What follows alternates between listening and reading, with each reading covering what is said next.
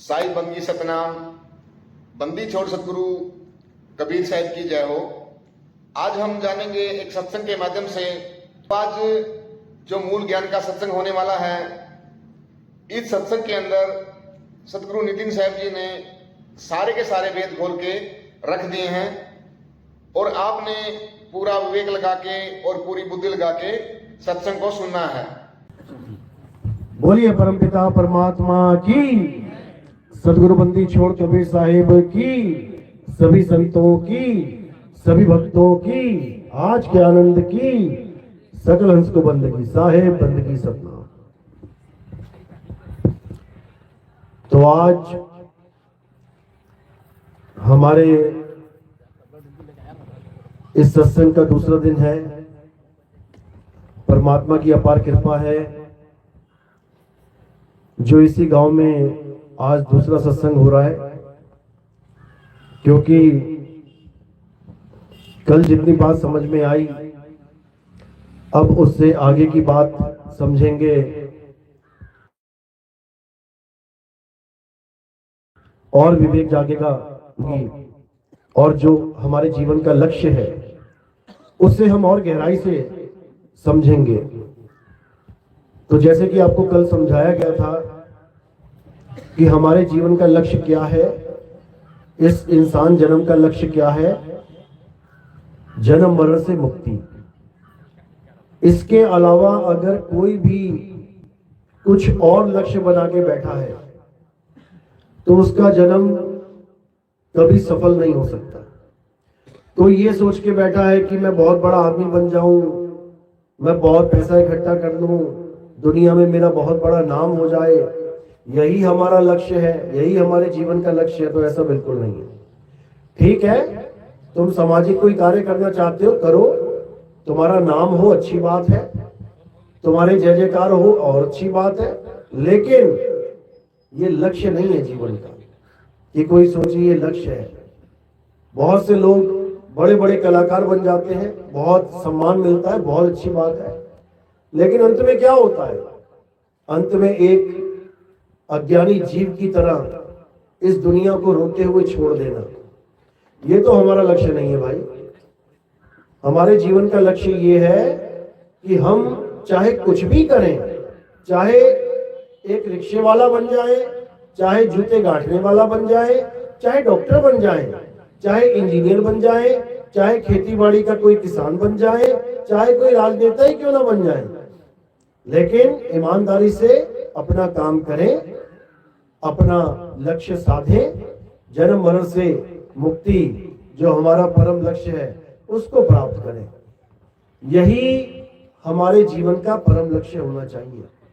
इसके अलावा अगर कोई कहीं पर भी माया में लिप्त होता है, कहीं पर भी, तो समझ लो कि अपने जीवन का उसने जो सुनहरा मौका मिला था इंसानी जन्म का, वो उसने खो दिया है। अब उसका कुछ नहीं हो सकता। अब उसकी किस्मत में केवल धक्के ही लिखे हैं 84 के। तो कबीर साहब हम सबको चेताते हुए, समझाते हुए बताते हैं कि भाई ये 84 बहुत कठिन है। देखने में लगता है, सुनने में लगता है 84 क्या है, 84 कुछ नहीं है। 84 एक बार 84 की तरफ नजर मार के देखोगे ना, हालत खराब हो जाएगी। जैसे कोई आदमी को कहे कि भाई बहुत बुरी बुरी बीमारियां होती है जीवन में, अब स्वस्थ आदमी क्या कहता है? अरे कौन सी बीमारी, कैसी बीमारी, कुछ नहीं होता। एक बार हॉस्पिटल का चक्कर लगा लेना जाके, जहां पे किसी का पेट कटा पड़ा है, किसी का कैंसर से मौत हो रही है, किसी के गुर्दे फेल है, किसी को बेचारे को कोढ़ हो गया है, किसी की हालत खराब हुई पड़ी है, जल गया है, जहर खा लिया किसी ने, ये सब देख के उसकी हालत खराब हो जाएगी। तो ये सब भुगतान है, कर्मों के ही भुगतान है। इसी प्रकार जो सबसे खतरनाक भुगतान है कर्मों का, ये तो फिर भी ठीक हो जाएंगे। जल गया, दवाई लग गई, कैंसर है, ट्रीटमेंट ले लिया,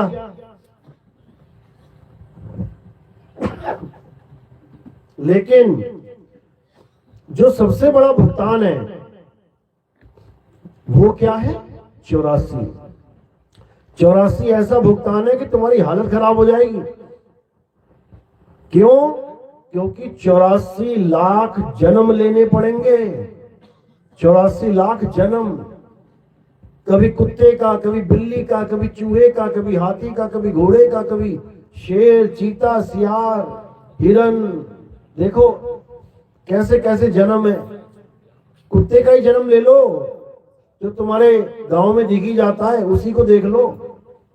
2-4 कुत्ते लड़े आपस में, सिर पे काट लिया किसी ने। अब देखो कीड़े पड़े हुए हैं, अब गली गली में भटक रहा है, कान झटकता हुआ। कौन डाल रहा है उस पे दवाई? सब उसको दूर दूर कर रहे हैं, भाग यहां से, निकल यहां से, चल यहां से। और वो बेचारा पल पल मौत की तरफ जा रहा है, पल पल। कोई पूछने वाला नहीं, कोई दया करने वाला नहीं। किसी का एक्सीडेंट हो गया सड़क पे, आधी जान निकल गई, आधी रह गई है, घिसिट घिसिट के बेचारा निकल रहा है, चल रहा है। कोई दया करने वाला, हजारों कारें निकल गई, हजारों लोग निकल गए, कोई देखने वाला नहीं, कोई पूछने वाला नहीं। हालत खराब हो जाएगी। तो कबीर साहब समझा रहे हैं कि बचना चाहो काल जाल से, अगर इस 84 के जाल से बचना चाहते हो तो चीनो शब्द हमारा, हमारे शब्द को चीनो, तुम्हें समझ में आए कि शब्द होता क्या है। हमारे सार शब्द को जानो और उसके बाद इस जन्म मरण से मुक्त हो जाओ।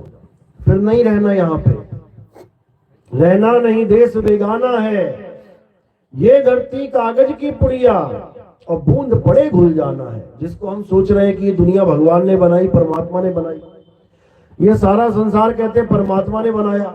भाई ऐसी क्या जरूरत पड़ गई थी परमात्मा को कि ये नाशवान माटी का संसार बनाना पड़ गया? अगर संसार बनाना ही था अपने बच्चों के लिए तो ऐसा संसार बनाता जिसका कभी नाश ही ना हो, ऐसी काया देता जिसका कभी नाश ही ना हो। तब तो समझ में आता कि हाँ पिताजी ने हमारे लिए बहुत बढ़िया चीज बनाई है। अरे पल का भरोसा नहीं यहाँ पे, आज खड़े हो कल को जलजले आ जाए, यहाँ पे भूकंप आ जाए। देखो नेपाल में भूकंप आया, हजारों लोग मर गए। देखो चेन्नई में सुनामी आई, कितने लोग मर गए। कितने बड़े बड़े तूफान आते हैं, कितने बड़े बड़े जलजले आते हैं। ऐसा कैसा देश बना दिया हमारे परमात्मा ने हमारे लिए, जहां पल का भरोसा नहीं। अभी चलते चलते बच्चे स्कूल गए, पता लगा, खबर आए स्कूल से कि ये 4 बच्चे मर गए, आपके एक्सीडेंट हो गया रास्ते में। ऐसा कैसा परमात्मा है भाई, जो यहाँ पल का भी खबर नहीं है हमें रहने की? तो भाई ये किसी परमात्मा ने नहीं बनाई है दुनिया, समझ लो। परमात्मा को दुनिया बनाने की जरूरत ही नहीं है। वो क्यों बनाएगा दुनिया? और अगर वो बनाएगा भी तो ऐसी दुनिया बनाए जिसमें कभी मृत्यु हो ही ना, क्योंकि मृत्यु का नाम ही काल है। वो ऐसी दुनिया बनाए जहां काल का जाल ही ना हो। लेकिन ये जो दुनिया है, ये किसने बनाई है? ये साक्षात काल ने बनाई है। इसीलिए इसका नाम रखा है मृत्यु लोक। हम सब मृत्यु लोक में बैठे हैं, जहां पर एक पल का भरोसा नहीं है कब मृत्यु आ जाए। मृत्यु को ही काल कहते हैं। मृत्यु का ही दूसरा नाम काल है। कहते हैं रावण का काल कौन था? राम। कंस का काल कौन था? कृष्ण। हमारा तुम्हारा काल कौन है? कहते हैं ना 40 लोग एक्सीडेंट में काल के गाल में चले गए। कौन है ये काल? इसी लोक का मालिक है। और इस लोक में उस काल ने किसी को भी अमर नहीं किया हुआ है। सबकी देह खत्म होंगी, सबकी। चाहे कोई देवी देवता हो, चाहे कोई पीर पैगंबर हो, चाहे वो कोई सिद्ध पुरुष क्यों ना हो, सबने काल के मुंह में जाना ही जाना है। कोई नहीं बच सकता। और बचेगा कौन? कहते हैं बचना चाहो काल जाल से, चीनो शब्द हमारा। जो हमारे शब्द को चीन लेगा, केवल वही इस काल जाल से बच सकता है, अन्यथा कोई नहीं बच सकता। लेकिन दुविधा यह है कि कबीर साहब के शब्द को चीनना ही बड़ा मुश्किल है। हमें राम समझ में आ जाता है, हमें श्याम समझ में आ जाता है, हमें हनुमान समझ में आ जाता है, हमें अल्लाह समझ में आ जाता है, हमें वाहिगुरु समझ में आ जाता है, हमें गॉड समझ में आ जाता है, हमें हर शब्द समझ में आ जाता है। लेकिन हमें नी शब्द समझ में नहीं आता, जो शब्दों से परे है। हमें वो समझ में नहीं आता। जो इन 52 अक्षरों से परे है हमें वो समझ में नहीं आता। जो बोलने लिखने पढ़ने से परे है हमें वो समझ में नहीं आता। इसलिए साहिब कह रहे हैं आदि नाम हम भाग सुनाया और मूर्ख जीव समझ नहीं पाया। हम नहीं समझ पाते उसको, और हम किसको पकड़ के बैठ जाते हैं, किसकी रटना लगा के रख जाते हैं, इन 52 अक्षरों की। हिंदी के, पंजाबी के, उर्दू के, भगवानों के जितने नाम रखे गए हैं हम उनको रटने में लग जाते हैं। सारा जन्म हम रटने में निकाल देते हैं, हम जपने में निकाल देते हैं। और सब साहिब क्या समझा रहे हैं, कह रहे नाम है जप में, नाम है तप में, और ना एकांत निवास में। अरे मोह को कहां ढूंढे रे बंदे, मैं तो तेरे पास में। खोजी होए तुरंत मिल जाऊं, एक पल की तलाश में। और कहे कबीर सुनो भाई साधो, मैं तो हूं विश्वास में। कहते हैं नाम है जप में। अगर कोई कहे कि मैं इतने इतने घंटे नाम जप लेता हूं मेरा कल्याण हो जाएगा, साफ मना। नाम है जप में, नाम है तप में, ना एकांत निवास में। कोई कहे घर बार छोड़ के जंगल में चला जाऊं, एकांत में चला जाऊं, वहां पर भी नहीं मिलूंगा। हूं तो वहां पर भी, लेकिन मिलूंगा नहीं। क्यों? क्योंकि जब तक जीवन में वेदी गुरु नहीं आ गया, जब तक सार शब्द का लखाव कराने वाला गुरु नहीं आ गया, कहते तब तक मैं किसी को नहीं मिलता। चाहे जन्मों जन्म 84 में भटकते रहो, रोते रहो, गिड़गिड़ाते रहो, चीखते रहो, चिल्लाते रहो, वो किसी पे दया नहीं करता। देख लो संसार, बम फट रहे हैं, जाए ना दया करे वहां पे, दे लोगों को सार शब्द नहीं देता। क्यों? उसका नियम ही यही है, बिन गुरु माला फेरते और बिन गुरु देते दान, बिन गुरु दोनों निष्फल हैं, पूछो वेद पुराण। कहते हैं बिना गुरु के तुम कितना भी दान दे दो, बिना गुरु बनाए तुम कितनी भी माला फेर लो, किसी का कल्याण होने वाला नहीं है, हो ही नहीं सकता। क्योंकि नियम ये है कि जब तक गुरु नहीं बनाया तब तक कल्याण होने वाला नहीं है। इसीलिए राम जी कृष्ण जी ने भी गुरु बनाया। सोचो, भगवान होने के बावजूद गुरु बनाया है, और तुम इंसान होके कह रहे हो हमें गुरु की क्या जरूरत है, हम तो पत्थर पूछ के निकल लेंगे यहां से। बिल्कुल गलत है ये। यहां तक कि जब गुरु बनाया हो उसका क्या फायदा होता है, कर्मों की जो मार होती है वो कम पड़ती है। कर्मों की मार झेलना बहुत मुश्किल है। देखो रामायण में देखोगे आप कि राम जी ने बाली को मारा। क्यों मारा? अधर्मी था। उसको मारने के बावजूद बाली का श्राप लग गया उनको। क्या श्राप लगा?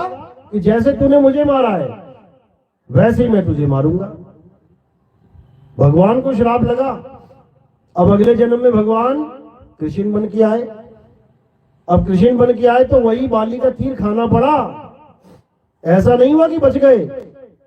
क्यों? जो करोगे सो भरोगे, जो किया है वो भरना पड़ेगा। तो जब वो भर रहे हैं तो हमारा क्या हाल होगा, हम कहां जाएंगे? इसलिए कबीर साहब बार बार समझा रहे हैं कि भाई कर्मों की मार बहुत बुरी है, सबको झेलनी पड़ेगी।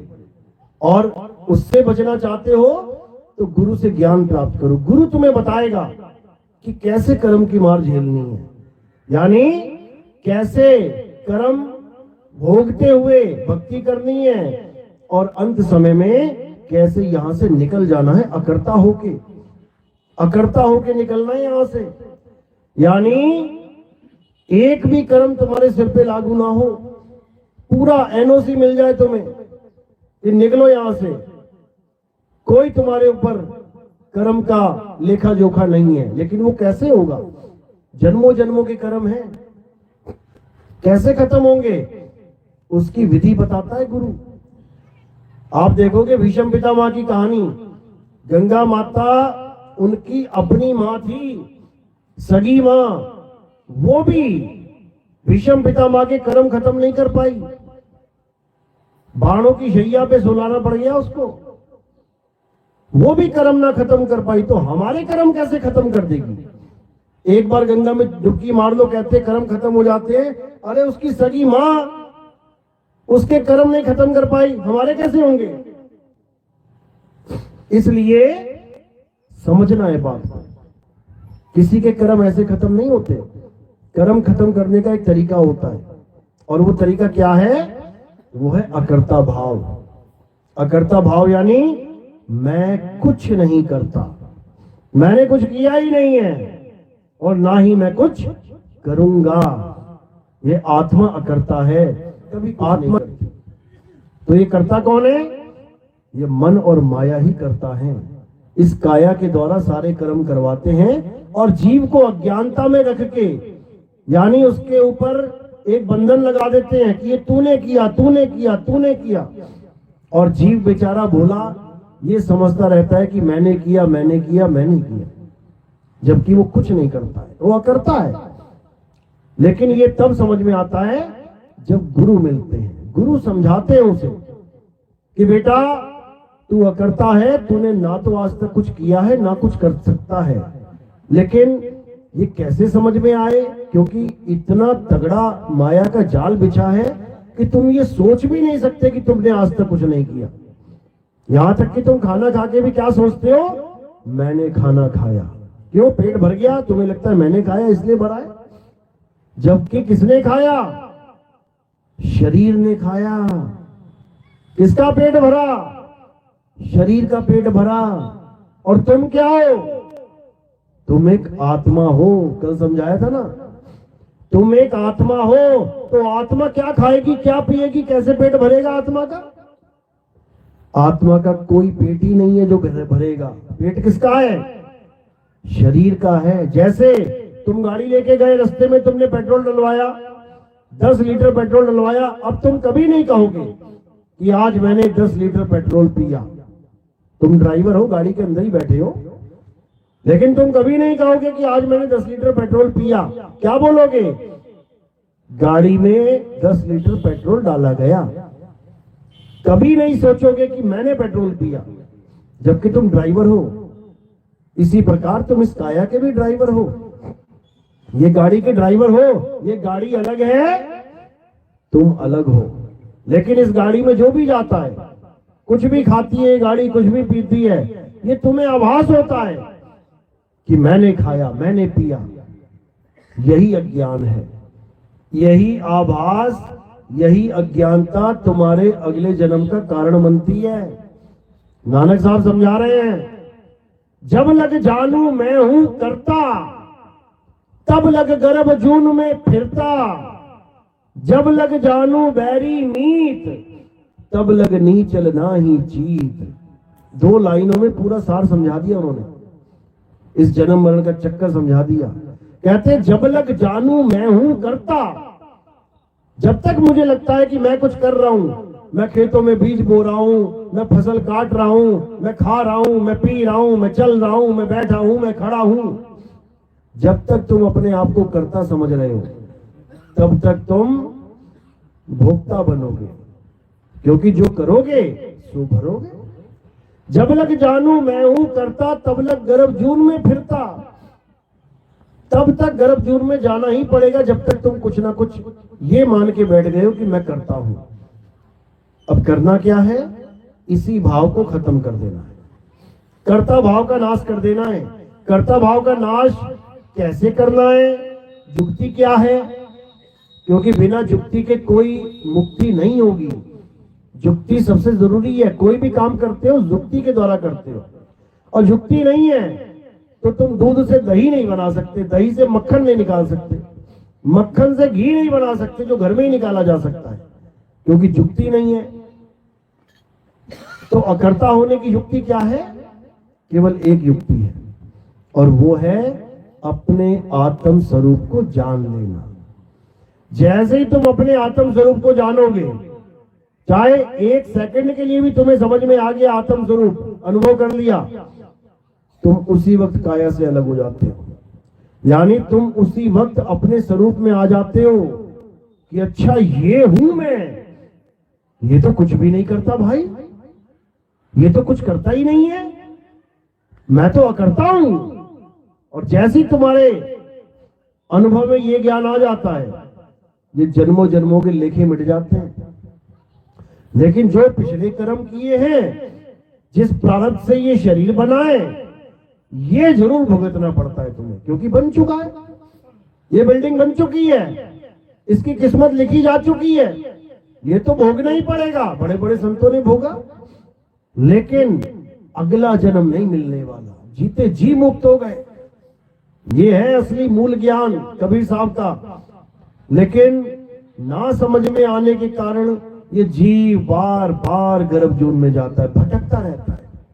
अब इसी भटकना को खत्म करने के लिए कबीर साहब ने आज से 600 साल पहले ये वाणी बोली थी कि 12 पंथ काल फरमाना और भूले जीव न जाए ठिकाना। 13वें पंथ हम ही चले आए, सब पंथ मेट के एक पंथ चलाए।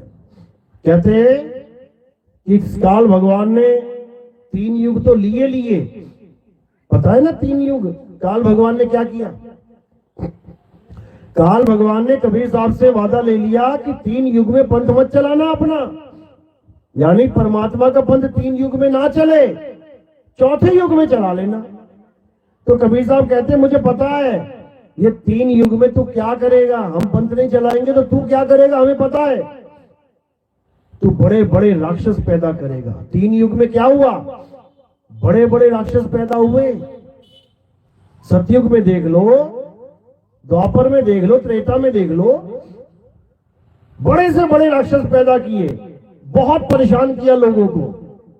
क्यों किया, क्योंकि कलयुग में जो पंथ चलने वाला है, अगर वो चल गया तो सारे जीव परमात्मा को प्राप्त कर लेंगे, मेरे काल जाल से निकल जाएंगे, इस जन्म मरण के चक्कर से निकल जाएंगे, इस नकली दुनिया से निकल जाएंगे, ये मायावी दुनिया से निकल जाएंगे, अपने घर पहुंच जाएंगे। तो मैं राज किस पे करूंगा, मैं राज किस पे करूंगा। इसलिए 3 युगों में क्या किया, बड़े बड़े राक्षस बनाए, बहुत बड़े बड़े, और फिर क्या किया, लोगों को परेशान किया। अब लोगों को परेशान किया तो लोगों को एक बचाने वाले की जरूरत पड़ी, क्योंकि जब भक्षक आ गया तो रक्षक तो चाहिए। अब रक्षक के लिए उसने क्या किया, रक्षक कला दे दी, रक्षक कला का इस्तेमाल कर डाला। वो क्या होती है, रक्षक कला का मतलब होता है कि पहले किसी को जला दो, फिर जाके मलहम लगा दो, ये होती है रक्षक कला, जो आजकल के नेता यूज करते हैं। पहले बस्ती में आग लगा दो, उसके बाद फायर ब्रिगेड ले जाके साथ में खड़े होके बस्ती की आग बुझा दो। उससे क्या होगा, उससे अखबारों में फोटो छप जाएगी। ये रक्षक कला है, यानी जो भक्षक है वही रक्षक बना बैठा है। और हम भजन भी गाते हैं, मारने वाला है भगवान। देखो, मारने वाला कभी भगवान हो सकता है क्या, और बचाने वाला है भगवान। ये दोनों एक ही कर डाले, दोनों एक ही कर डाले इन लोगों ने, जबकि ऐसा नहीं है। सत्य क्या है, बचाने वाला मारने वाले से बड़ा होता है, बड़ा होता है। तो कबीर साहब समझा रहे हैं, अरे जहां भक्षक तहां ध्यान लगाई, और जहां रक्षक उसे चीन न पाई। जो भक्षण कर रहा है, जो मार रहा है सबको, जो जिंदा चबा रहा है सबको, उसको तुम भगवान कहते हो। और जो दया का सागर है, जो सबको बचाने के लिए आता है, तुम उसको चीन ही नहीं पाते, उसको तुम समझ ही नहीं पाते। कौन खा रहा है इस दुनिया में सब लोगों को पता है, जिंदा खा जाता है वो, और सारी सृष्टि को खा रहा है, जिसको तुम भगवान समझ रहे हो। कभी देखा है खाते हुए किसी भगवान को आदमी, कभी देखा कोई भगवान आदमी खा रहा हो, आदमी को जिंदा खा रहा हो, नहीं देखा। अभी दिखा देते हैं। आपने देखा होगा गीता में एक विराट रूप आता है, विराट रूप देखा है ना। उस विराट रूप ने जब अपना दर्शन दिया, उसको कृष्ण जी मत समझ लेना कहीं गलती से कि वो कृष्ण जी हैं, गलती मत कर देना कहीं। कृष्ण जी तो एक इंसान है जो सामने खड़े हैं उसके, जो उसको कह रहे हैं कि अगर विराट रूप देखना है तो इन आंखों से नहीं दिखाई देगा। किन आंखों से दिखेगा? किनसे दिखेगा? दिव्य दृष्टि से। यानी वो काल भगवान इन आंखों से नहीं दिखाई देता, वो दिव्य दृष्टि से दिखाई देता है। तो जब दिव्य दृष्टि मिली अर्जुन को तो क्या दिखाई दिया? सारे संसार को अपने मुंह में रख के, यानी सारे संसार को चबाने वाला। एक तरफ से दुनिया उसके मुंह में जा रही है, एक तरफ से दुनिया बाहर निकल रही है।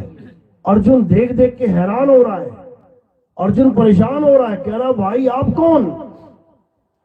तब क्या बोला उन्होंने? ये नहीं बोला मैं कृष्ण हूं, क्योंकि अगर वो कृष्ण होते तो अर्जुन ये सवाल करता ही नहीं। कृष्ण जी भी सब पूछना पड़ेगा क्या कि आप कौन?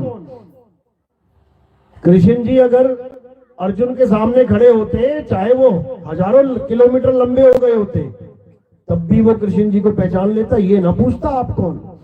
लेकिन जब वहां पे अनगिनत लोग खड़े हो गए, इतने शरीर इतने शरीर इतने शरीर खड़े हो गए, अर्जुन की बुद्धि चकरा गई। कहता महाराज आप कौन? तब क्या बोले वो? हे अर्जुन, इन तीनों लोगों का नाश करने वाला काल मैं हूं, सारी दुनिया का नाश करता हूं।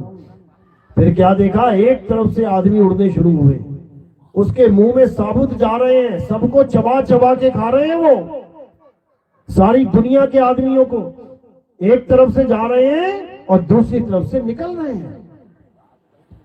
अब बताओ ये भक्षक है कि रक्षक है?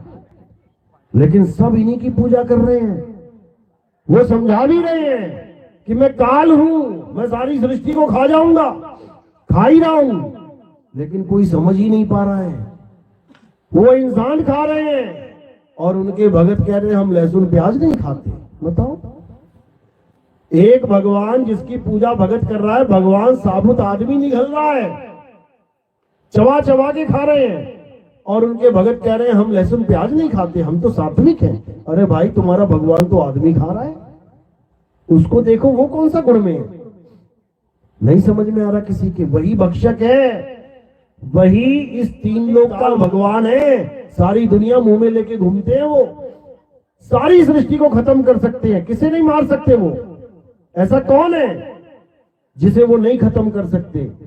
वो है आत्मा। वो चाहकर भी आत्मा को खत्म नहीं कर सकते, क्योंकि आत्मा का कभी जन्म और मरण होता ही नहीं है।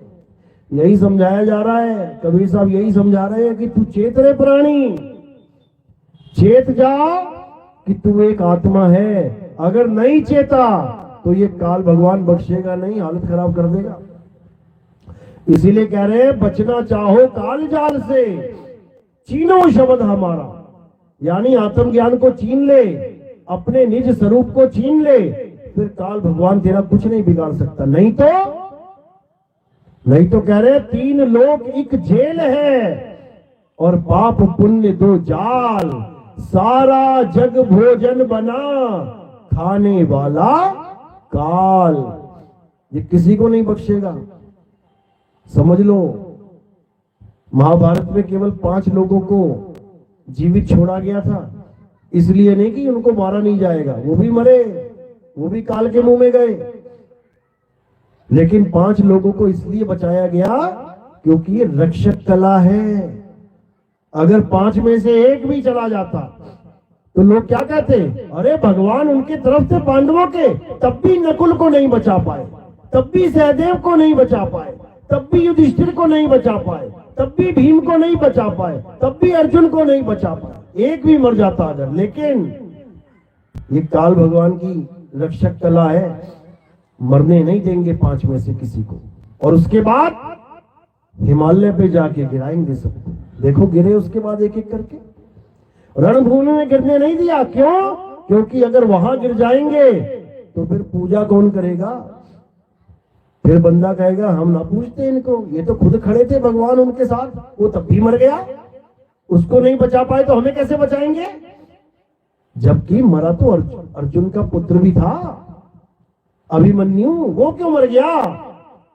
वो तो उनका पुत्र था, क्योंकि वो उन पांचों में नहीं आता।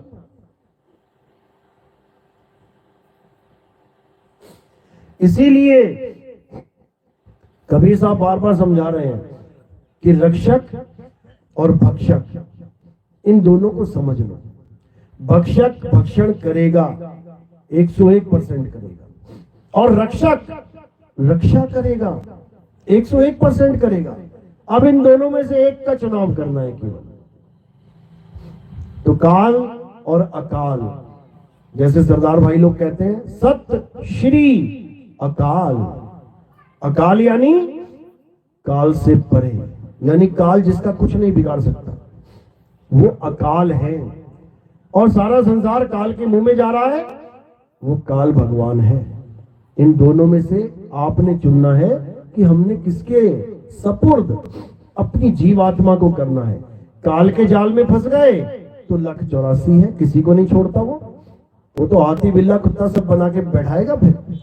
और परमात्मा की शरण में आ गए तब फिर तुम ऐसी जगह जाओगे जहां जाने के बाद तुम्हें वापस यहां नहीं आना पड़ेगा, दुर्दशा नहीं करवानी पड़ेगी।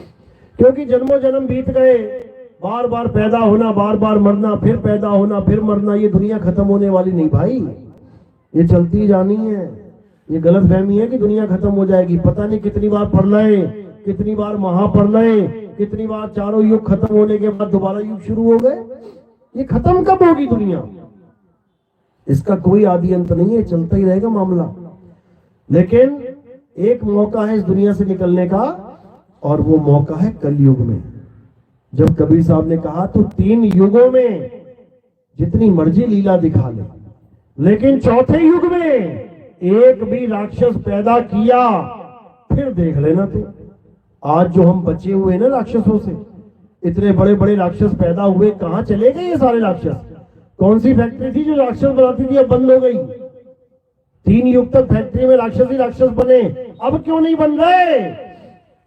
इसलिए नहीं बन रहे क्योंकि वादा हुआ है, वादा हुआ है कबीर साहब से कि 3 युग में मैं राक्षस बनाऊंगा, चौथे युग में मैं राक्षस नहीं बनाऊंगा। लेकिन 3 युग में आप पंथ मत चलाना, चौथे युग में आप पंथ चला लेना, मैं रोकता नहीं। 3 युग में जीवों को लेके मत जाना, चौथे युग में जितने मर्जी ले जाना, मैं रोकता नहीं।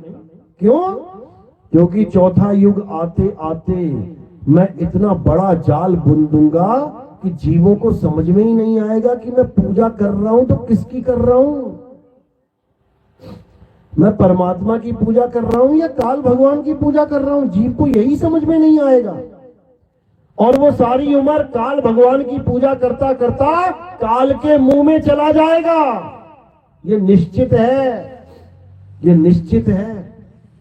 इसलिए कबीर साहब की वाणी को समझो। कहते हैं रहना नहीं देश बेगाना है। ये हमारा देश नहीं है, ये हमारा देश नहीं है। आज हमारा भरा पूरा परिवार है, शादी का त्योहार है, शादी हो रही है किसी की, और एकदम दूल्हे को अटैक आ गया, मर गया बेचारा मंडप में। अब लगो, रो, चीखो, चिल्लाओ। ये कैसा देश है भाई? बारात जा रही है दूल्हे की, रास्ते में एक्सीडेंट हो गया, किसी खाई में बस गिर गई, सारे बाराती मर गए। ले लो, ले लो स्वाद दुनिया में रहने का। ये यहाँ का स्वाद है। ट्रेन में जा रहे हैं, सब खुशियां मनाते, जय माता की करते करते, और ट्रेन आपस में टकरा गई, हजारों लोग मर गए। ले लो स्वाद दुनिया में रहने का। केदारनाथ में गए पूजा करने, पाठ करने, तबाही मच गई, लोग बह बह के आए, 3.5-4 लाख बंदा मर गया, गांव के गांव डूब गए। ले लो स्वाद दुनिया में रहने का। ये ऐसी दुनिया है मेरे भाई। अभी अपने साथ कुछ नहीं बीत रहा है इसलिए अच्छी लग रही है। जब अपनी किडनियां फेल हो जाएंगी, जब अपने फेफड़े फेल हो जाएंगे, जब हार्ट अटैक आ जाएंगे, जब घर में मृत्यु हो जाएंगी 2-4 लोगों की, तब सारा स्वाद खत्म हो जाता है। फिर बंदा कहता है कोई गुरु ढूंढे यार, मुक्ति प्राप्त करे। अब क्यों? अब क्या हो गया? और मजे ले लो। नहीं समझ में आ रही बात तो साहिब समझा रहे, रहना नहीं देश बेगाना है, ये धरती कागज की पुड़िया, बूंद पड़े घुल जाना है। ये धरती कागज की पुड़िया है। कागज की पुड़िया क्यों बोला है पता है? अखबार सुबह सुबह आता है ना, देखो कितना कुड़कुड़ा होता है, करारा बिल्कुल। उसी को पानी में डुबो देना जरा 2 मिनट के लिए। उसी अखबार को पानी में डुबो देना 2 मिनट के लिए, और देखो क्या हाल हो जाएगा उसका। इसी प्रकार काल भगवान ने ये धरती बनाई है। जब तक तो बारिश नहीं हुई एकदम ठोस बढ़िया, और जैसे ही 14-15 दिन बारिश हो गई, खड़े होने के लाले पड़ जाएंगे। जमीन कहाँ है, जमीन कहाँ है, पानी में घुल जाएगी जमीन सारी, डूब डूब के मरेंगे सारे यहीं पे। तो कह रहे हैं ये धरती कागज की पुड़िया, अरे बूंद पड़े घुल जाना है। ये संसार झाड़ और झाखड़। झाड़ झाखड़ क्या? जो पेड़ पौधे जहां पे जंगल होते हैं ज्यादा, वहां झाड़ियां भी होती हैं। कह रहे ये संसार झाड़ और झाखड़, उलझ पुलझ मर जाना है और रहना नहीं देश बेगाना है। तो अब जाए कहां? अब जाए कहां? जीना यहां, मरना यहां, इसके सिवा जाना कहां? कहां जाए? तो साहिब ठिकाना बता रहे हैं कहां जाना है। कह रहे कहे कबीर सुनो भाई साधो, सतगुरु नाम ठिकाना है। सतगुरु ठिकाना ही बताने आते हैं यहाँ पे। यानी तुम्हें जो नाम दीक्षा मिल रही है, ये कोई राम राम राम राम नहीं है कि नाम जपने वाली दीक्षा है। ये कोई अल्लाहू अल्लाहू नहीं है। ये कोई वाहिगुरु वाहिगुरु वाली दीक्षा नहीं है। ये कोई मंत्र जाप वाली दीक्षा नहीं है। ये कौन सी दीक्षा है? सतगुरु नाम ठिकाना है। अगर इस दुनिया में तुम नहीं रहना चाहते, तुम थक गए हो रहते रहते, तुम यहां पर दुखी हो चुके हो, कहते तो तुम्हारे लिए एक जगह और है। वो क्या है? सतगुरु नाम ठिकाना है। तुम उस ठिकाने में पहुंच जाओ जहां पर पहुंचने के बाद ना तो आना होगा ना जाना होगा, ना कहीं आना और ना कहीं जाना, आपे में आप समाना। फिर तुम्हें तुम्हारा स्वरूप पता लगेगा और अपने स्वरूप में स्थित हो जाओगे। उसके बाद तुम्हारा जन्म मरण का रोग खत्म हो जाएगा। तो इसीलिए साहिब ने समझाने में कोई कसर नहीं छोड़ी, लेकिन ये जीव ये समझने को तैयार नहीं है। ये समझने को तैयार नहीं है। इसको तो वही चाहिए, इसको भक्षक ही चाहिए, भक्षक में ही खुश है ये। और कहता भी है, कहता है मरना तो है ही है, मौत तो आनी है, जबकि अमर है ये जीव अमर है। कहते भी है ईश्वर अंश जीव अविनाशी है, अमर। लेकिन इसके दिमाग में ऐसा फीड कर दिया गया है कि अरे मरना तो है ही है, एक दिन तो मरना ही है। इसीलिए ये बिल्कुल बेफिक्रा होके बैठा हुआ है कि अरे मरना ही है, सबने मरना है, हम भी मर जाएंगे, सबने मरना है, हम भी मर जाएंगे। और जब आती है मौत तब भागता है हॉस्पिटल की तरफ। तब क्यों नहीं कहता कि सबने मरना है, हम भी मर जाएंगे? फिर इसको डॉक्टर चाहिए, फिर इसको ट्रीटमेंट चाहिए, फिर इसको इलाज पूरा चाहिए, प्रॉपर चाहिए। अब कह दे कि एक दिन मरना ही है, मर जाएंगे, हालत खराब हो जाती है, क्योंकि ये भूल चुका है कि ये अमर है। अब अमर व आदमी क्या करे? मर तो सकता नहीं बेचारा, क्या करे? अब क्या करे? मरने से बचने का तरीका समझे। यानी जो उसके दिमाग में फालतू की बात डाल रखी है कि तू एक दिन मर जाएगा, इसको निकाल के अब इस जन्म मरण से निकलने की सोचे, क्योंकि अमर तो वो हो गया। गुरु ने तो भेद समझा दिया कि तू अमर है। अब उसे कोई दूसरी अमरता की जरूरत नहीं है, अमर तो वो है ही है। अब उसे किस चीज की जरूरत है? अब उसे ठिकाने की जरूरत है। अभी कौन सा ठिकाना है? अभी ये नाशवान देह को ठिकाना बना के बैठा है। अब नाशवान ठिकाना है तो एक दिन नाश होगा ही होगा। ठिकाना टूटेगा तो फिर भागेगा नया ठिकाना ढूंढने के लिए। उसके लिए फिर उसको नया जन्म लेना पड़ेगा, बचने वाला नहीं है। यानी बार बार जन्मना, बार बार मरना पड़ेगा, कोई बचने वाला नहीं है। मां के गर्भ में जाना पड़ेगा। आज इंसान जन्म मिल गया, शुक्र मनाओ। अगला जन्म क्या पता कुतिया के गर्भ से निकलना पड़े, बिल्ली के गर्भ से निकलना पड़े। आज तुम्हें एक सुंदर मां मिली है, 2 हाथ 2 पैरों वाली, अच्छी बात है। फिर तुम्हें 4 पैरों वाली माँ मिल जाएगी और एक पूंछ वाली, उसको भी अपनाना पड़ेगा। कुत्ते के बच्चे देखो, माँ आती है पूंछ हिलाती हुई, वो भी पूंछ हिलाती हुए पहुंच जाते हैं। दोनों को पूंछ हिलाना पड़ेगा, माँ को भी बेटे। आज बिना पूंछ का जन्म मिला है, कितना सुंदर लग रहा है, उसके बाद पूंछ मिल जाएगी, बड़े सुंदर लगोगे। लगावानी पड़ेगी, लेकिन 84 में जाना पड़ेगा। समझ लो, भैंस बन गए, गाय बन गए, बकरा बन गए, समझ लो क्या हाल हो जाएगा। और ये बनना पड़ेगा, ऐसा नहीं हो सकता कि तुम बच जाओ। तो इसीलिए कबीर साहब बार बार समझा रहे हैं कि 184 भटक के अब पौ पे अटके आए, और अब की पासा ना पड़ा तो फिर 84 जाए। अब ये मौका मिला है कि इस 84 को खत्म करना है। अब ये पासा यानी बाजी अब हारनी नहीं है, अब बाजी जीत के जाना है। और जीत के कहां जाना है? अपने निज स्वरूप में जाना है, अपने आत्म स्वरूप में जाना है, जहां जाने के बाद फिर तुम्हें कहीं आना जाना नहीं पड़ेगा। सदा सदा के लिए तुम्हारी मुक्ति हो जाएगी। कोई तुम्हें दोबारा गर्भ में डालने वाला माई का लाल पैदा नहीं होगा। इस भाई बंदी तो चेतावनी भजन है कि भाई एक दिन निकलना पड़ेगा यहां से, और ये सबके लिए है, ये उनके लिए नहीं कि जो केवल बुजुर्ग हो गए हैं, जो बूढ़े हो गए हैं कि हाँ भैया तुम्हारा समय आ गया निकलने का। ये काल की नगरी है, यहाँ कुछ नहीं पता कब किसका समय आ जाए। देखते देखते तुम्हारे हाथों से तुम्हारे बच्चे निकल जाएंगे, घर में पैदा हुआ बच्चा निकल जाएगा, पता नहीं लगेगा। यहाँ तक कि गर्भ के अंदर पड़ा हुआ बच्चा भी नहीं बचता है, वो भी निकल लेता है। ये ऐसी नगरी है, ये ऐसा काल का लोक है, काल का जाल है। लेकिन जीवों को समझ में नहीं आ रहा है, इसलिए कोई भी इससे बचने का उपाय ढूंढ ही नहीं रहा है। सब आराम से अपना जीवन बिता रहे हैं।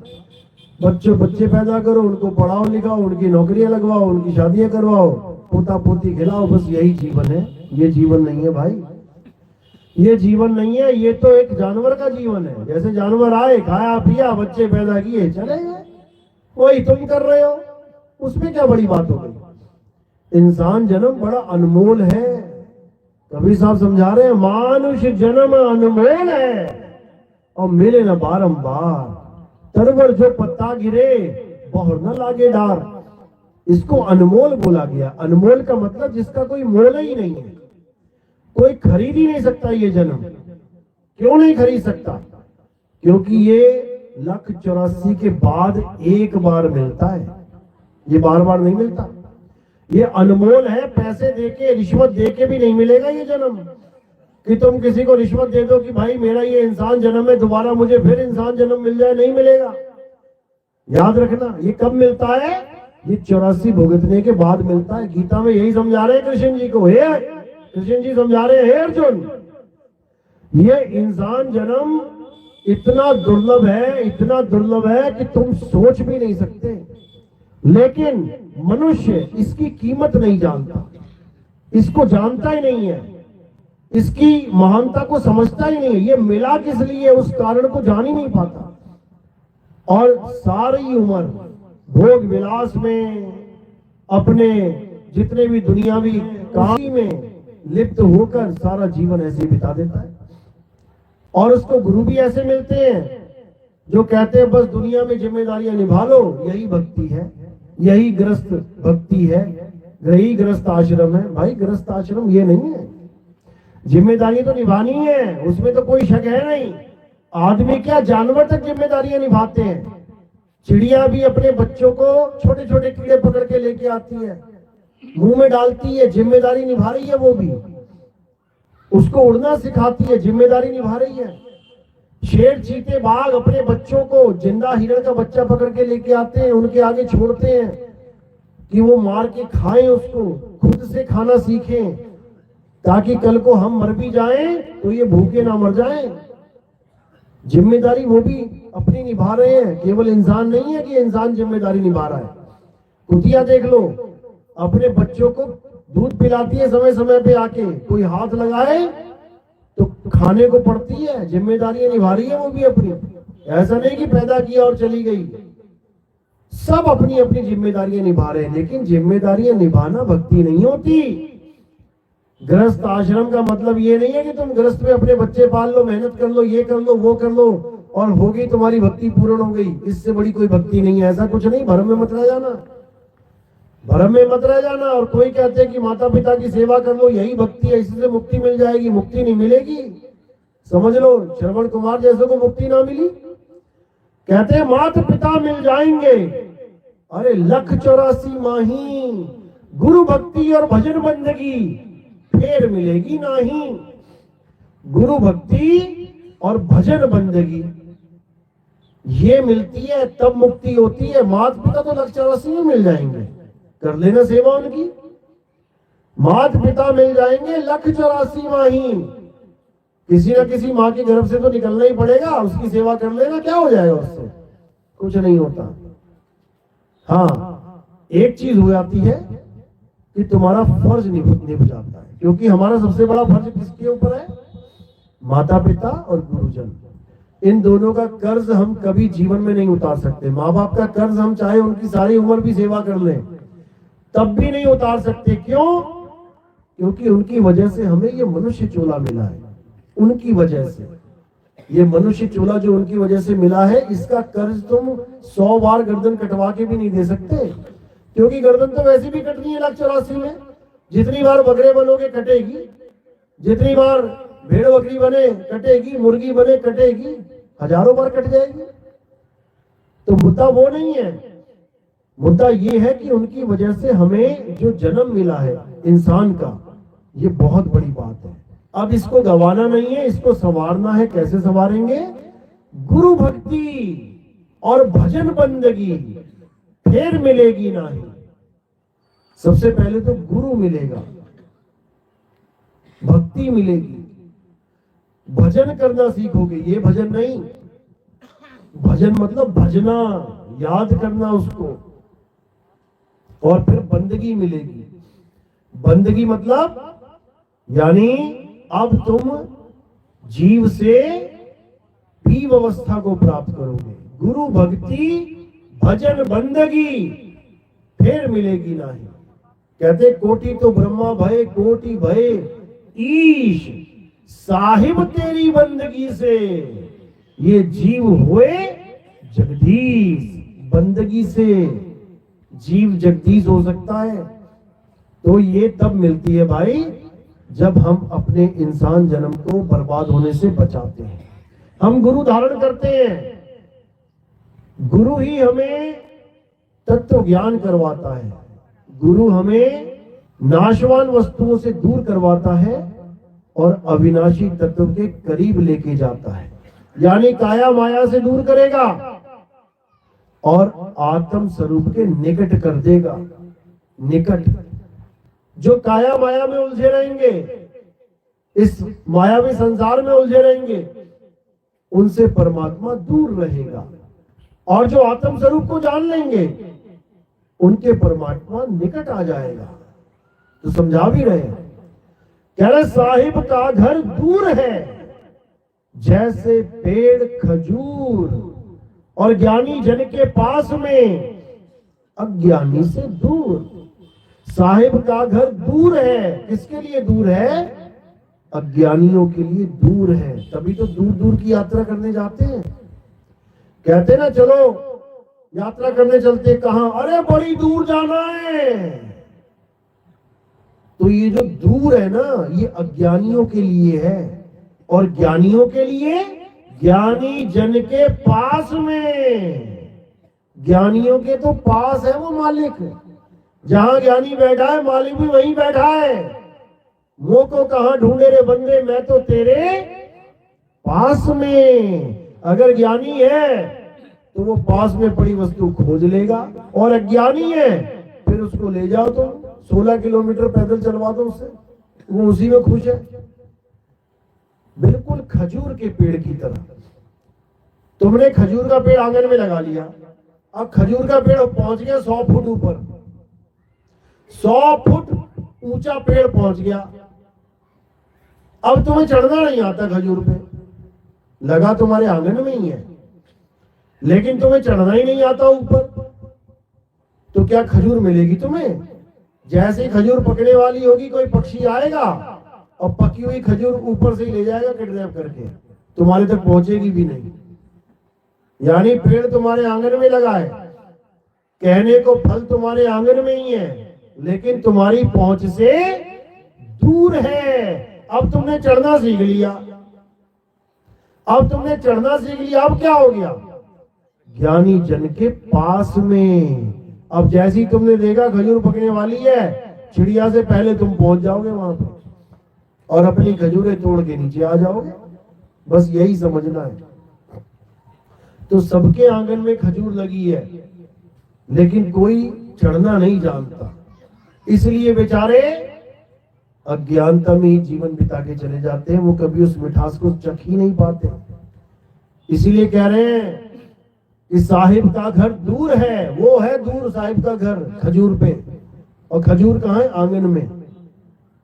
साहिब का घर दूर है जैसे पेड़ खजूर, ज्ञानी जन के पास में। जिसको चढ़ना आता है वो ज्ञानी जन है, उसको ज्ञान है कैसे चढ़ना है। ज्ञानी जन के पास में, अज्ञानी से दूर। अज्ञानी दूर दूर की यात्राएं करता है, फिर कहीं ट्रक व्रक पलट जाता है, गाड़ियां पलट जाती हैं, फिर मातम मनाता है, हाय मर गया, हाय मर गया। तो ये सब होता ही रहेगा अज्ञानता में। अब क्या करना है? अब ज्ञान में आ जाना है, और जैसे ज्ञान में आ जाओगे सारे भ्रम भूत अपने आप छूट जाएंगे। फिर तुम्हारा परमात्मा किसी मंदिर, मस्जिद, गुरुद्वारे में, किसी तीर्थ स्थान में नहीं रहेगा। फिर कहाँ रहेगा? तेरा साईं तुझ में है, जाग सके तो जाग। कह रहे ज्यो तिल माही तेल है। अब तिल की बोरी घर में पड़ी है और तेल ढूंढने जा रहे हो तुम गलियों में कि भाई मेरे घर में तिल है, लेकिन तिलों का तेल नहीं है। अरे तेल भी उसी में है। मेरे घर में सरसों है, सरसों के दाने तो भरे पड़े हैं 100 क्विंटल, लेकिन तेल मुझे बाजार से मंगाना पड़ता है। अरे मूर्ख है तू जो तेल बाजार से खरीद के लेके आ रहा है। सरसों में ही तेल है, उसको निकालना सीख।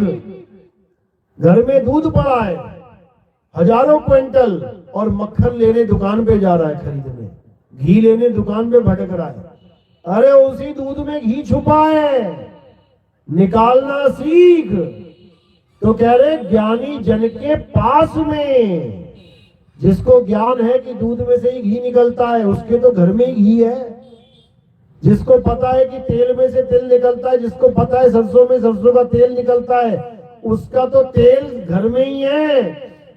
और जो बेचारा निकालना नहीं जानता, वो गली गली भटक रहा है, दुकान बंद है, और आगे जा रहा है, दुकान बंद है। दुकान जब तक नहीं खुली जब तक उसको कुछ मिलने का नहीं। ये तो दुनियावी उदाहरण हो गई है। वहां तो दुकान खुल भी सकती है, लेकिन तेल सरसों से ही निकलेगा।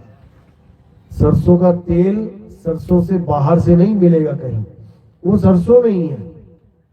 इसी प्रकार हमारा परम बाहर नहीं मिलेगा कहीं।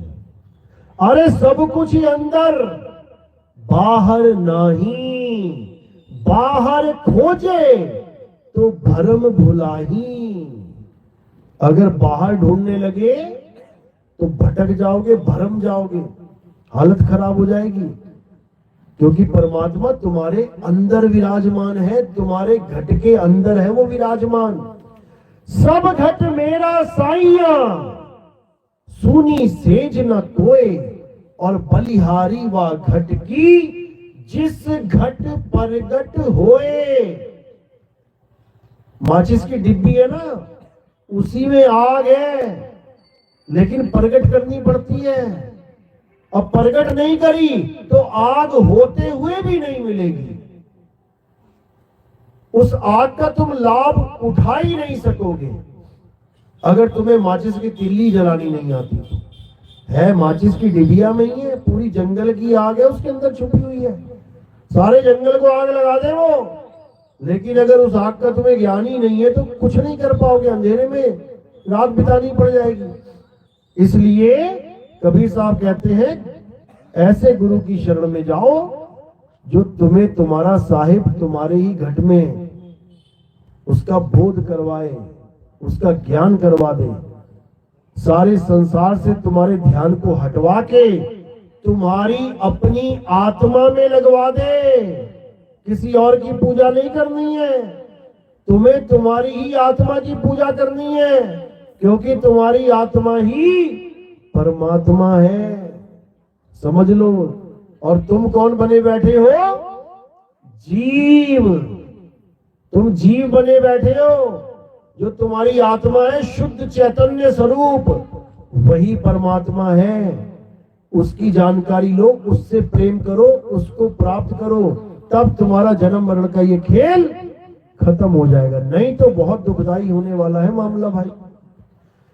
ऐसा दुखदाई होगा कि तुम्हारी हालत खराब हो जाएगी। ये भी चेतावनी है। इससे पहले कि काल दाव मारे, तुम्हें ये बाजी जीतनी है। और काल दाव लगाएगा, 100% लगाएगा। उसका ट्रेलर तुमने देखा भी होगा। कई बार सोते सोते क्या होता है, आंख खुल जाती है। आंख तो खुल जाती है लेकिन हाथ पैर नहीं हिलते। बंदा पूरा जोर लगा देता है कि हाथ पैर हिल जाए, लेकिन हिलते नहीं है। हुआ किसी के साथ ऐसा? हाथ खड़ा करोगे ना, किसी के साथ हुआ हो? आंख खुल गई लेकिन हाथ पैर नहीं हिलेंगे। ऐसे लगेगा किसी ने दबा लिया मुझे, जिसको दबाव पड़ना कहते हैं। वो मौत का एक छोटा सा ट्रेलर है। यही हाल होगा सबका। एकदम उनको ऐसा लगेगा, अरे मेरे हाथ क्यों नहीं हिल रहे, मेरे पैर क्यों नहीं हिल रहे, अरे कोई तो हिलाओ, कोई तो बचाओ, कोई तो उठाओ।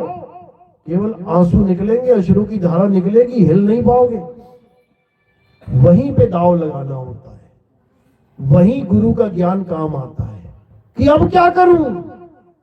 कहते भी मरता क्या ना करता, लेकिन करेगा क्या? मर तो रहा है, करेगा क्या? जब गुरु से ज्ञान ही प्राप्त नहीं किया तो करेगा क्या? साहिब समझा रहे हैं, सबके साथ ये होना है, एक भी नहीं है ऐसा जिसके साथ नहीं होना है। याद रखना, सबको भवसागर में गिरना ही पड़ेगा। उसका नाम भवसागर रखा है इसीलिए। और सागर में तुम्हारे पैर काम नहीं आएंगे, सागर में तुम चल नहीं पाओगे। इसीलिए सागर नाम रखा है, क्योंकि सागर को वही पार कर सकता है जिसके पास कला है, दाव है। जो तैराकी है वो दाव है, पानी से जीतने का दाव। और जिसके पास दाव नहीं है वो बेचारा बड़ी बुरी मौत मरता है। इसीलिए साहिब समझा रहे हैं कि जब काल के साथ तेरी जंग होगी तो गुरु का दिया हुआ नाम काम नहीं आएगा कि मेरे गुरु ने कह दिया राधे राधे जपो। कोई राधे राधे मुंह से आवाज ही ना निकलेगी तुम्हारे। तुम बोलने की कोशिश करोगे, चीखने की, चिल्लाने की कोशिश करोगे, आवाज नहीं निकलेगी तुम्हारी। वहां पे कोई राधे राधे, कोई राम राम, कोई अल्लाह अल्लाह, कोई कबीर कबीर, कुछ काम नहीं आने वाला।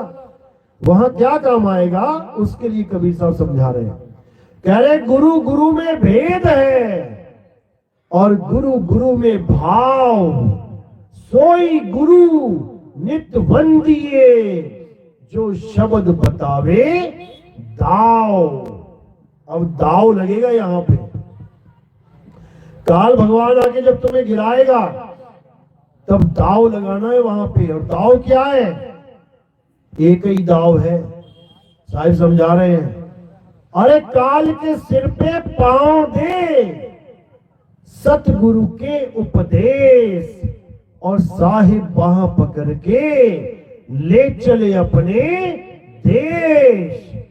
जब मृत्यु आएगी, काल भगवान आएगा, तो तुम्हें एक दाव लगाना है वहां पे।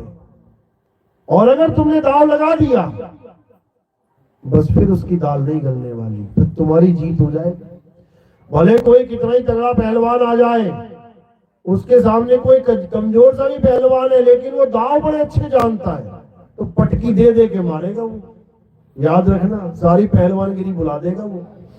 क्योंकि पहलवानी केवल जोर का काम नहीं है, पहलवानी दाव का काम है। दाव लगते हैं उसमें, समझ लो। इसी प्रकार काल भगवान चाहे 3 लोक का मालिक क्यों ना हो, कितना ही बड़ा क्यों ना हो, कितना ही शक्तिशाली क्यों ना हो, लेकिन जब ये जीव दाव लगा देगा ना उस पे, फिर वो भी धराशायी हो जाएगा। तो साहिब कह रहे हैं काल के सिर पे पांव दे, यही दाव है। दीक्षा में यही समझाया जाता है कि काल के सिर पे पांव कैसे रखना है, क्योंकि अगर काल के सिर पे पांव नहीं रखा तो पक्का मरोगे, दोबारा गर्भजून में जाना पड़ेगा, फिर 9 महीना उल्टा लटक के आ जाओगे, खून से लथपथ, टट्टी पेशाब से लथपथ होके निकलना पड़ेगा, दुर्गति हो जाएगी। वहां पे बचने का एक ही रास्ता है, उसके सिर पे पैर रख देना है। लेकिन सिर पे पैर तब रख पाएंगे पहले पता तो चले उसका सिर कहां है, तभी तो पैर रखेंगे। तो जब गुरु ज्ञान समझाता है तो काल के दर्शन भी करवा देता है साथ के साथ, कि वो काल है कहां छुपा बैठा है, प्रत्यक्ष करवा कर देता है उसको सामने। जैसे अर्जुन को प्रत्यक्ष कर दिया था काल के सामने, उसके सामने इतना बड़ा काल खड़ा था लेकिन उसको दिख नहीं रहा था। कब दिखना शुरू हो गया? जैसे ही दिव्य दृष्टि दी, सामने खड़ा दिखाई देने लग गया। बाप रे बाप, ये मेरे सामने ही खड़ा था और मुझे दिखाई ही नहीं रहा था। इसी प्रकार गुरु भी तुम्हारे सामने काल को खड़ा कर देता है, तुम्हें सोझी आ जाती है कि काल है कहां और उसके सिर पे कैसे पैर रखना है, ये भी समझ में आ जाता है। ये भी प्रत्यक्ष प्रमाण दे दिया जाता है कि कैसे पैर रखना है, कैसे इस काल को हराना है। उसके बाद काल जाल से छूटोगे, नहीं तो हालत खराब कर देगा ये सबकी, समझ लेना। इसलिए ठीक है, आज तक जो भक्ति करी, पूजा पाठ करा, हवन यज्ञ किया, ठीक है, कोई बात नहीं, कुछ नहीं से कुछ भला, कुछ भी नहीं था, कुछ कर लिया, अच्छी बात है। लेकिन केवल कुछ से काम बनने वाला नहीं है। काम किससे बनेगा? सब कुछ होना चाहिए तब काम बनेगा। समझ लो, सब कुछ होना चाहिए, यानी पूर्ण ज्ञान होना चाहिए। अधूरे ज्ञान से काम नहीं बनेगा। कि कोई कहे कि अधूरे काम से, अधूरे ज्ञान से काम बन जाए, नहीं बनेगा। इसलिए पूरे गुरु की महिमा गाई गई है। पूर्ण गुरु सोई गुरु पूरा कहावे। अगर केवल गुरु से मुक्ति मिल जाए, कोई गुरु बना लिया, नाम जप लिया, मुक्ति मिल जाए, तो पूरे गुरु के गुणगान कौन गाए? तो वाणी कह रही है, सोई गुरु पूरा कहावे, जो 2 अक्षर का भेद बतावे, एक छुड़ावे, एक लखावे, तब प्राणी निज घर को जावे। एक छुड़ावे यानी जो भी तुम पुरानी भक्तियां कर रहे थे, जो भी तुम नाशवान मंत्रों का जाप कर रहे थे, जो कुछ तुम कर रहे थे उसको छुड़वा देवे, छोड़ इसको। एक छुड़ावे, एक लखावे, क्या लखाव कराए? तुम्हारा आत्म स्वरूप, तुम्हें तुम्हारी आत्मा का ज्ञान करवाए, जिसकी वजह से तुम्हारी ये काया चल रही है, जिसकी वजह से तुम्हारे पिताजी की काया चल रही है, माता जी की काया चल रही है, इन देवी देवताओं की काया चल रही है, इन 84 लाख योनियों में भटक रहे जीवों की काया चल रही है। उस आत्मा का लखाव करा दे, उस आत्मा का ज्ञान करवा दे, हमें आत्मज्ञानी बना दे, तब समझना कि अब कल्याण होगा, नहीं तो नहीं होगा। बात समझ में आ रही है? किस किस की आ रही है? हाथ खड़ा करो एक बार। बहुत अच्छी बात है, आनी चाहिए। ये इंसान जन्म इसीलिए मिला है ताकि तुम हर प्रकार के ज्ञान को समझ पाओ और उसमें से सत्य को निकाल लो, असत्य को त्याग दो। इसीलिए साहब बोल रहे हैं, अरे सतगुरु ऐसा चाहिए जैसा सूप सुहाए और सार सार तो गही रहे, थोथा दे उड़ाए। यानी ऐसा गुरु चाहिए हमें जो सार सार तो गही रहे, यानी जो असली चीज है वो तो ग्रहण करवा दे, आत्मा का ज्ञान तो हमें पकड़ा दे, और जितनी भी नश्वर चीजें हैं आत्मा के अलावा, आत्मा तो अविनाशी है, आत्मा के अलावा संसार में जो भी नाशवान चीजें जिसकी हम पूजा पाठ कर रहे हैं वो छुड़वा देवे, तब काम बनेगा, नहीं तो नहीं बनेगा। चलो आज का सत्संग यही समाप्त करते हैं। कल का एक दिन और है, तीसरा दिन, जो सुबह सुबह रखा जाएगा, शाम का नहीं करेंगे, सुबह का करके आगे निकलेंगे क्योंकि आगे भी प्रोग्राम है।